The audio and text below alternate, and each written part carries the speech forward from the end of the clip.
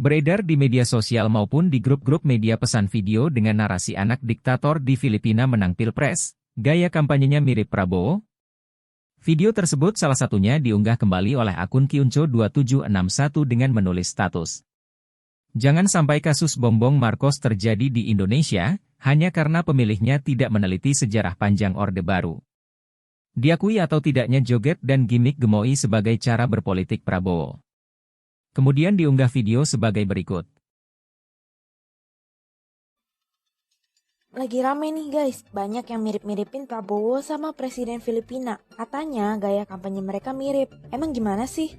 Jadi, Presiden Filipina sekarang adalah Bongbong Marcos. Dia merupakan anak dari diktator yang pernah memimpin selama 40 tahun, Ferdinand Marcos Senior. Loh, kok anak diktator bisa menang Pilpres? Ternyata kemenangannya ini nggak lepas dari peran media sosial. Propagandis Bongbong pakai medsos buat ngilangin sejarah Filipina di rezim ayahnya dan buat narasi baru tentang ayahnya itu. Pas lagi kampanye, Bongbong berjoget di atas panggung. Aksi ini pun viral dan dinamakan Bongbong Marcos Saras Gemoy Dance. Jogetan ini yang membuat Bongbong Marcos bisa jadi orang nomor 1 di Filipina. Kalau kata KPU Filipina, ada sekitar 5 juta pemilih pertama kali. Sebagian besar pemilih juga lahir setelah rezim diktator Marcos berakhir pada tahun 1986.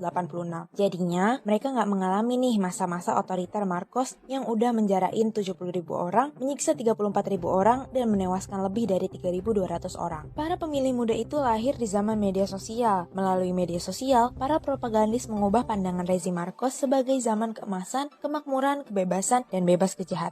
Tapi nggak cuma gara-gara medsos sih, kemenangan Bongbong juga dipengaruhi oleh bersatunya dua dinasti berpengaruh kuat di Filipina, yaitu Marcos dan Duterte. Nah, kalau Prabowo gimana? Prabowo di tahun ini mengubah gaya kampanyenya. Pas Pilpres 2014 dan 2019 kemarin, dia tampil dengan citra tegas dan garang karena dia sendiri berasal dari kalangan militer. Sekarang, kata gemoy melekat dengan dirinya. Dia juga sering terlihat joget di depan umum. Bahkan waktu debat perdana kemarin, dia juga joget pas jawab pertanyaan tentang Papua. Jubir TKN Prabowo Gibran gak jawab tentang kemiripan joget gemoy Prabowo dengan gaya kampanye Bongbong Marcos. Tapi TKD Prabowo Gibran DKI Jakarta bilang kalau Prabowo gemoy itu muncul karena antusiasme masyarakat atas Pilpres 2024. Yaitu gimmick gemoy itu adalah dari netizen ya, itu menandakan bahwa masyarakat punya antusias yang baik. Kalau menurut kalian gimana guys? Mirip atau enggak nih? Video tersebut bersumber dari akun @kompas.com yang menulis status anak diktator di Filipina menang Pilpres, gaya kampanyenya mirip Prabowo. Unggahan status tersebut banyak mendapatkan respons netizen. Seperti akun Ayatu Armad, membalas, 1000% jiplak itu.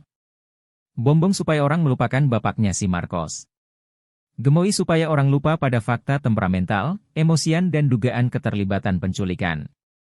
Branding gemoy sekejap lenyap setelah masuk perangkap Pak Anies dan Ganjar, doi langsung uring-uringan, emosian gak fokus. Sementara akun Simone No Conte, membalas, waduh jangan gitulah, emang Prabowo anak diktator? Akun Sambolado 88, membalas, anak mantu diktator. Halo, selamat berjumpa dengan saya Anika, pembaca berita podcastnews.id.